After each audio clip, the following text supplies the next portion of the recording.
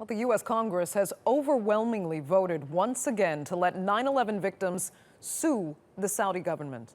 Both the Senate and the House chose to override President Obama's veto of the legislation, a first in his 8 years in office. Well, let's get straight to Colin Campbell, who joins us now live from Washington with more. Colin, the White House had already expressed anger in the wake of the Senate vote, and now it's both houses. What will their response be? Yeah, you're going to hear a lot more frustration coming out of the White House. White House spokesperson Josh Earnest already called the move embarrassing, as this would be the first override in President Obama's tenure as President of the United States. This is kind of a slap in the face because President Obama talked about the repercussions of what could happen if this override went through. But instead, Congress took those warnings and said, you know what?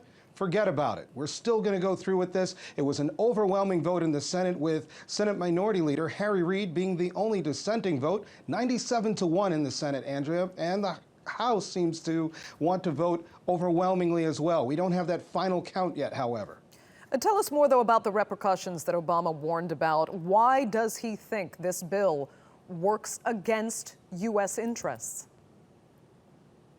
Well, he says it would actually make soldiers and the families be more susceptible. He says that this would compromise the safety of soldiers and families living overseas when he's trying to conduct any type of foreign policy overtures. He also talked about what the ramifications would be in the future, especially for the United States, if there are families of victims or other countries that would want to sue the United States for what they think is a complicit action of violence in their own respective countries. He said this could start a legal battle that could go for decades, Andrea. Okay. Colin Campbell, we'll leave it there for now. Thanks so much for that. From Washington.